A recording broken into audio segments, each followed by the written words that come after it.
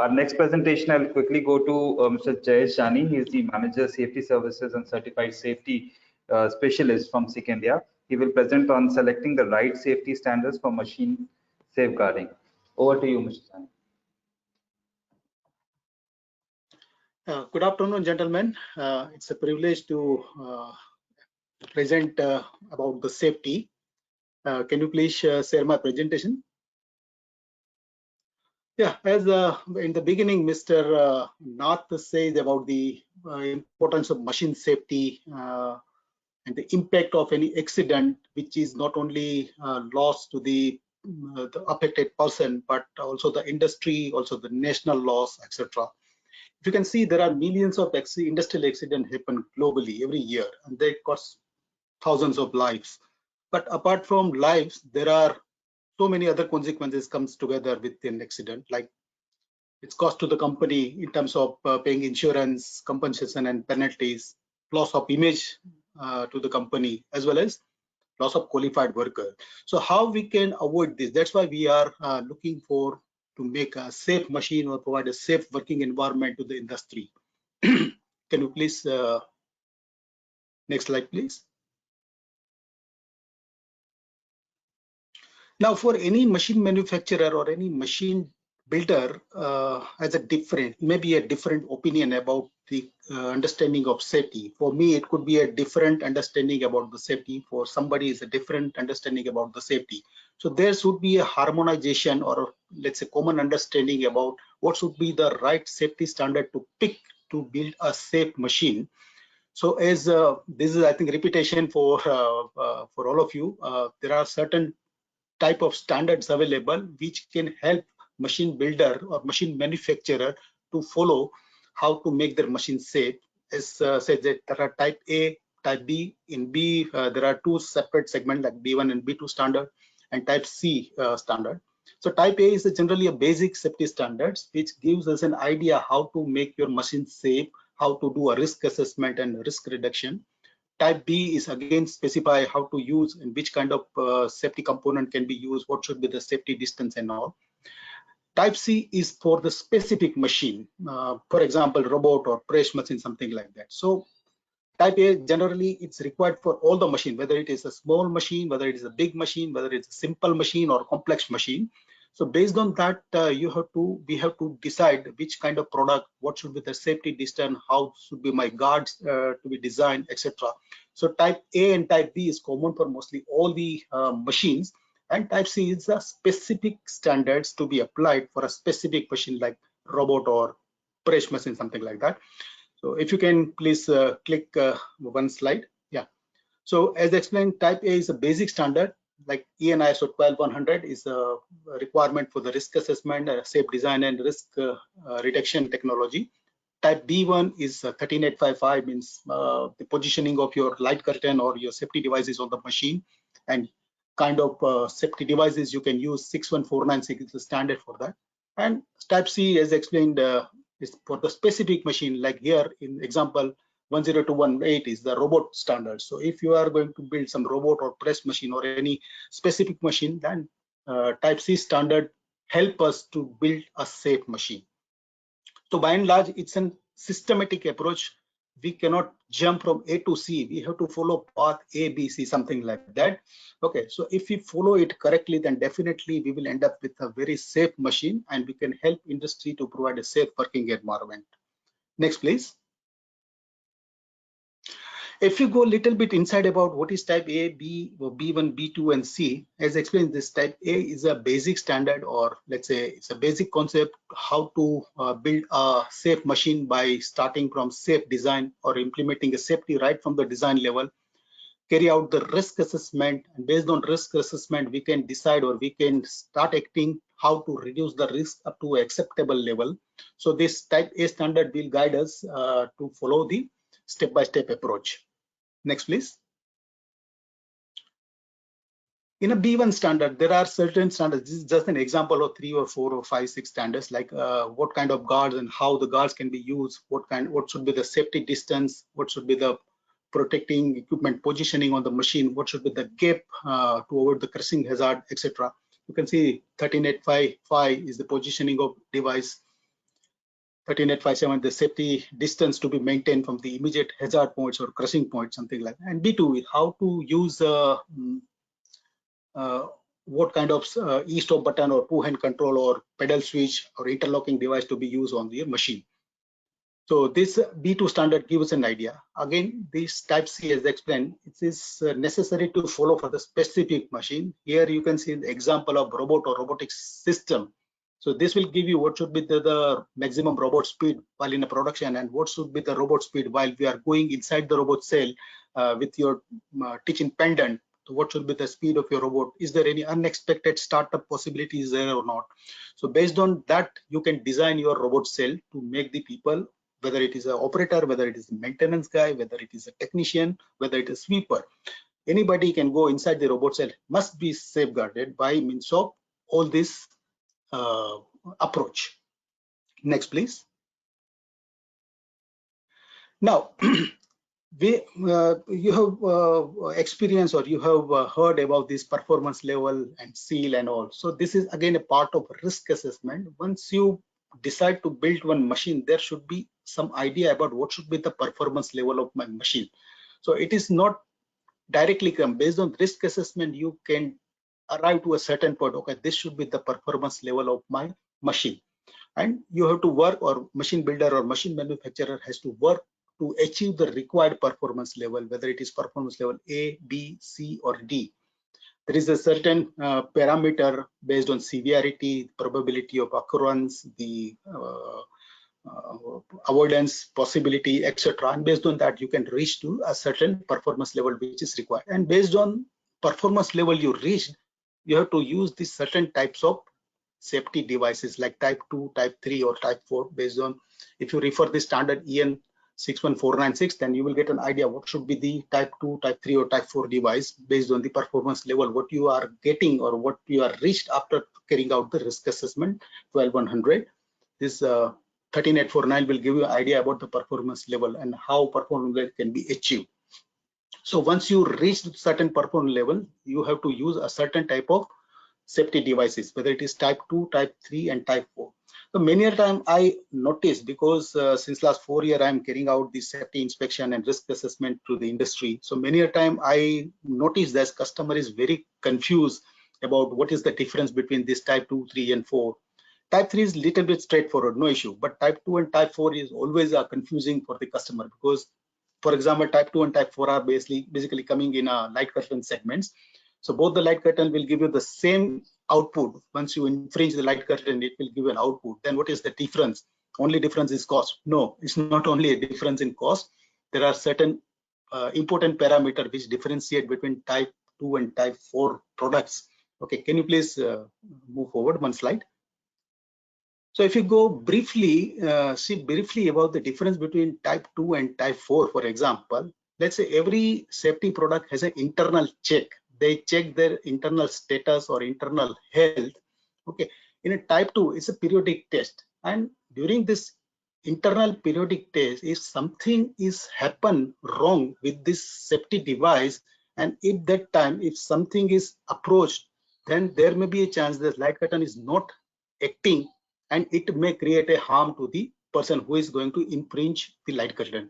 But in type 3 and type 4 product, this internal check is a continuous process. Means during the internal testing process, if something goes wrong with the device itself, your safety is not affected. You will get always a safe output. Your machine will be go into fail state mode. This is the advantage of type 3 and type 4 product, that during even internal testing, our safety is always maintained, while in type 2, certain period of time the safety may not be available. So this is the basic difference. So how we can use, or where we can use type 2 and type 4 product, it is again based on risk assessment. What is the risk level? What is the severity level? What is the frequency of exposure? How many times I'm going to the machine? So based on this risk assessment, once you reach to certain performance level, based on that performance level, you can decide whether type is suitable to your application or type 4 is suitable. Yeah, so this is a very brief differentiation or explanation about type 3, type 4, and type 4 product. Okay. Can you please move one slide forward, please? Now, as we explained, once we start to design any machine, once we start to decide to develop any machine, there is a 6-step to build a safe machine. First and foremost, we need to consider the law where this machine is going to be used. For example, India, for example, Europe. And based on that guidelines or directives or standards, first step is to carry out the risk assessment. And once you did the risk assessment, there is again a 3-stage approach. First, try to implement safety at the design level. Make your machine designed in such a way that machine itself called inherent design. And then do risk assessment again. If there is a risk available which is not catered or not handled by the design, then we have to use a protective device or engineering control like light curtains or safety scanner or XYZ, and do again the assessment or estimation. If still there is a risk, then you can apply administrative measure like tutor, trainings, documentation and all. And once you did all these 3-step activities, finally we have to carry out an overall validation of the entire machine, whether everything is still in place or whether we introduce any further risk or not. Once this validation clears my machine, then it is ready to place into the market, or it is ready to dispatch to customer, or it is ready to use for the production. And once it is reached with the documentation and all the details and certificate to the customer for the production, then risk is transferred to the end customer. Then it's become end customer's responsibility to manage and maintain the safe state of the machine, the level it reached to them. Next, please.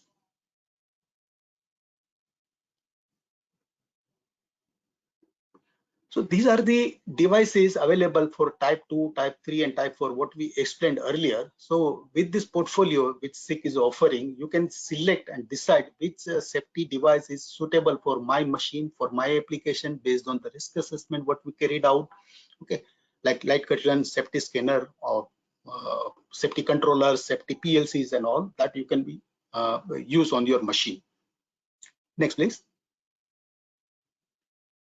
Okay, many a time the process looks quite simple, but in reality sometimes it is not so simple, because ultimately when safety is concerned, it is always recommended to have a 4I principle. So if we have any doubt about what work we are doing, whether it is okay or not, it is always advisable to have a 4I principle. And if any machine manufacturer or end customer has any doubt about understanding of standards, understanding on safety, SICK can help to solve their problem. These are the listed services available from SICK we can offer to customer to help them to build the machine safe, to deliver the safe machine for their end customer. Like safeguarding evolution is nothing but a risk assessment. We can carry out the risk assessment right at the design level, so that there should not be any rework possibilities, because rework always costs a huge money, time and efficiencies. So it's better to implement safety right at the design level by carrying out the risk assessment. Second is the inspection. Inspection is nothing but a validation. Once you build your machine and before it's going to the customer or before putting it to the production or use, it is always advisable to go for the inspection or validation. And last is the stop time measurement. As explained earlier by other presenter, stop time measurement is nothing but a safety distance. I notice many a time this particular aspect is very lightly taken care by the machine manufacturer or end customer unknowingly. I'm not saying they deliberately they are doing, but they don't understand the importance how and at what distance my safety product has to be installed from the immediate hazard point. It's very simple. See, safety distance can be calculated with a reference of approach speed. Approach speed is a constant. 1.6 meter per second is the walking speed and 2 meter per second is the hand speed. If I have an application on press and my hand is to be protected, then 2 meter per second speed approach speed need to be considered, and in a robot cell 1.6 meter per second walking speed to be considered. And this approach speed can be multiplied with the overall stopping time of your machine. Means once I infringe my light curtain or scanner or whatsoever, okay, at what time my entire machine energy going to be seized, whether it is hydraulic, pneumatic, electrical energy or whatever, okay, plus the resolution of the safety product which I am going to use on that. Now approach speed is a constant, 1600 millimeter per second for walking and 2000 millimeter for hand speed. Resolution of product is also by and large constant. Okay, the only variable part is the time. Okay, let us say my light curtain is connected with the contactor. Contactor is connected with the relay and PLC output is going to control my machine movements. So all this equipment needs some reaction time to give or generate an output. So if you calculate it manually, there may be a chance that it gives us a miscalculation or wrong calculation. Just estimate the difference of 10 millisecond, for example, with the approach speed of 2000 millimeter can give you a wrong result of plus or minus 200 millimeter. So if your required safety distance is just, for an example, is 400 millimeter from the press machine, and because of this mistake of calculation, now you are going to install this light curtain at 200 millimeter, which is absolutely wrong. My machine will stop after chopping my hand because we have already eaten the 200 millimeter time, reaction time of all this equipment, relays, contactor, PLCs, and machine and all.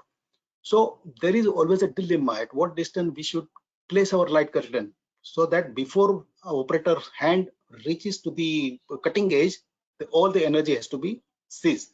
So only variable is time and it has to be derived perfectly. So if you can please click one more slide.